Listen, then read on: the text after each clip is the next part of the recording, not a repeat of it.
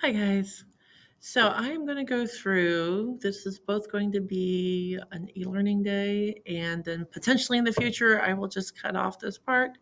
But anyway, we are here, change over time, which I got to from our agenda. And normally we would have followed our map, but kind of like a game board. Sometimes you get a jump over here, and then we'll have to go back.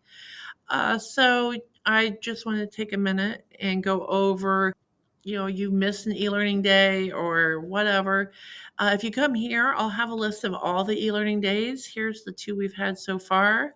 There are the things in Schoology, the folders in Schoology, if you haven't checked those out, where I try to make sure that you know what's going on there. So if you are more happy going to Schoology than going to the web page, I try and keep it in both places. So coming over here and jumping over to Schoology. Okay, so once you are here, e-learning folder, I've got everything in here. There's Fridays, here's Mondays. And so if you look at that, there's what's going on and the links for those. And if we have an e-learning day tomorrow, which I am assuming we are because this is going to be as cold as today was, today's will be below that. And I'll just probably link directly to everything you need, just like I did for these. And then I'll also have the directions on the agenda, just like we did for today, which takes me back to here. And so if I go back up to here, we kind of put our story of the earth on hold. We will come back to this. We will still do these things. Today, um, Monday, we did the mass extinction thing. And so today, when you're watching this, will be this video here. And so when you go there to that lesson, you will see there's the note guide, there's the regular presentation, and then of course there'll be the video link there. And so we go to the video link. Oh, first you want to go to the notes and go ahead and make a copy of the notes. Then these become yours. File, make a copy. If you like it as an electronic copy, you are welcome to keep the electronic copy in your own folder and use that during the quiz. That will not be cheating because you made your own copy and you filled this in. If you rather have it on paper and you want it all together in your binder, then I will write a pass and you can go make a copy of this and do the hole punch and stick in your binder. You'll just have to remember to do that before we do the quiz. Okay, so once you've got that copied, I'm going to go through this as a video, and it's up to you if you want to do this as a video with me right now, or if you just want to go through this on your own. So geological dating, we're going to go through a few things here. So we haven't talked about how rocks form yet. So we have to talk about rocks. Then we're going to talk about the different types of geological dating. And then we're going to focus primarily on the relative dating today. So there's two types, and then there's some and I'm going to define both of them today. It shouldn't take that long, so don't worry about it. Hang in there. Okay, so sedimentary rocks are formed by small particles, and those small particles are usually other weathered rocks, and they are deposited in a flat horizontal layers. And you will see this if you have ever taken a drive from here down south, southern Indiana, Tennessee, Kentucky, Georgia. A lot of places you will see this as they made the major roads. They ground into the side of the hills and even mountains on some occasions, and you will see these nice, great layers. These are sedimentary rocks. However, sometimes we will see something that looks like this. They didn't form like this. So this was done after they were formed. Okay, so folding occurs due to plate tectonics, and those different things are coming. They're getting pushed together, and that causes the folding of those different layers. So just the other day, we watched the video on the 5 mass extinctions. I'm just wondering, do you remember? So there was one right here, the Ordovician and Silurian. There was one right after the Devonian. There was a Permian extinction. There was the Jurassic Triassic extinction. This was the KT extinction. Those were the 5. Okay. So that kind of goes into why we're doing the, like how do we know these things and the relatively dating thing. So there is a connection there. I'm not just throwing things in random. So relative dating lets us know if one fossil is older than another. And we know about the mass extinctions because as they're digging down in these different layers, they find a huge amount of fossils at those different time periods. And so just in general, as if someone's plowing a field and they have in the state of Indiana, they've plowed a field and turned up a mammoth, it's like cool. But they're not going, so because that's the first layer, they're not going to plow a field and come up with something from down here because that is many, many, many layers. So that's what relative dating is talking about here. Now, radiometric dating provides a range of time. So they would tell us how many years ago an organism lived. And that measures rates of decay. There's some science and math behind it, and we will get to that, just not today.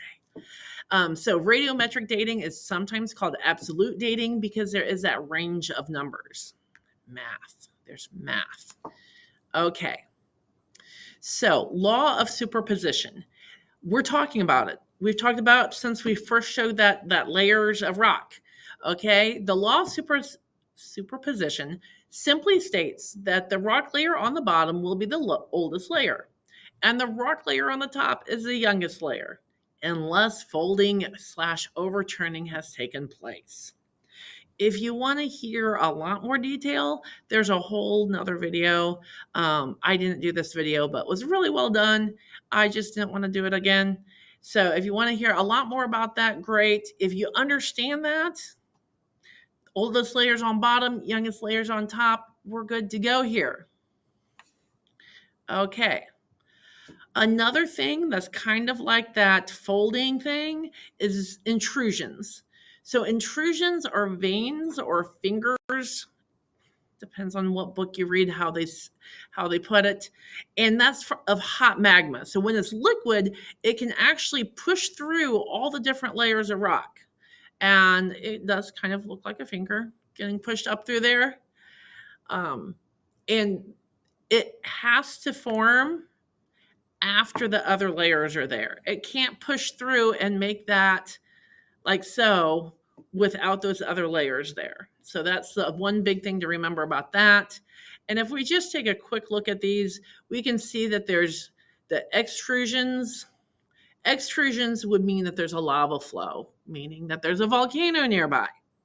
Or maybe if it's like during the Permian extinction, the volcano took up thousands of acres, thousands of miles even. That could be a very large extrusion. We don't know how far away. You don't see fossils in extrusions because it's just too hot. It's going to melt. And also the volcano, the magma is moving pretty slow. So if the animals can get away, they're going to get away. So there's 2 reasons that you don't really see fossils in an extrusion or an intrusion for that matter. Okay, so here's some practice questions. So remember, we always give practice questions because these are our practices, things that we want to walk you through because you're probably going to see them somewhere else, like a mastery check or the exam. So let's go through these together. These are on the back side of your paper if you didn't notice. or on the second page if you've got the electronic paper in front of you. Okay, so looking at layers A and B in Site 1. So important things to read in a diagram is always look at the diagram, examine it, make sure that you're looking at the different things, A and B, look for a key, look at what the different things mean. So fish, ammonite, trilobite, and shells. Well, what does that tell you?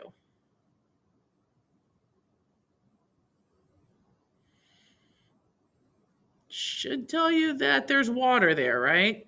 Tell me that's a water environment. It's a liquid environment, that there's a lake or an ocean. Um, we've seen the trilobite and the fish in the video and the ammonite in the video that we started watching. So that's what I'm looking for. I'm looking for what's there, right? Once we see an extrusion, land has formed. So that's what we know about that. Okay. Now this one's asking us to compare the two sites. So I'm looking at what layer in Site 1 is probably the same age as this layer Z on Site 2. How do we know?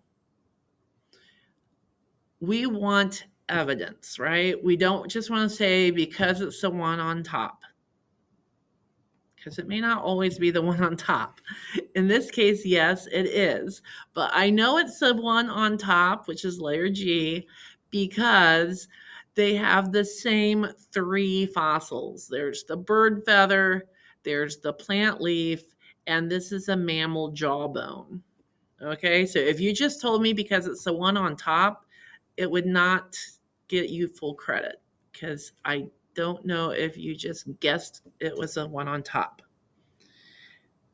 Okay, you have to tell me because they have the exact same 3 fossils.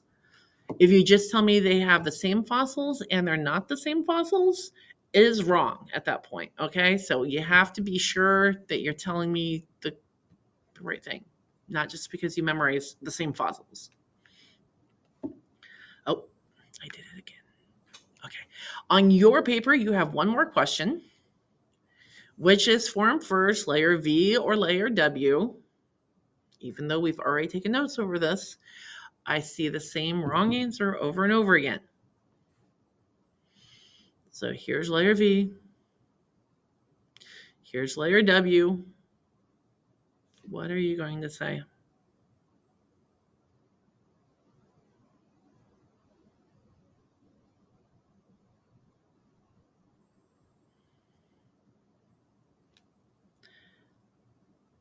Layer V is an intrusion. Hopefully you flipped the page over and read the thing about intrusions. Intrusions have to form after the other layers. Therefore, layer W had to form first, then layer X, then layer Y, and we don't know exactly when layer V formed compared to layer Z, but we know it had to have formed after W, X, and Y. It could be that it just didn't have enough force to push it all the way to the surface. Could be it formed as layer Y, like layer Y formed just a tiny bit more after the intrusion, after the intrusion happened. Okay? That is all we have for the notes for today. We are done.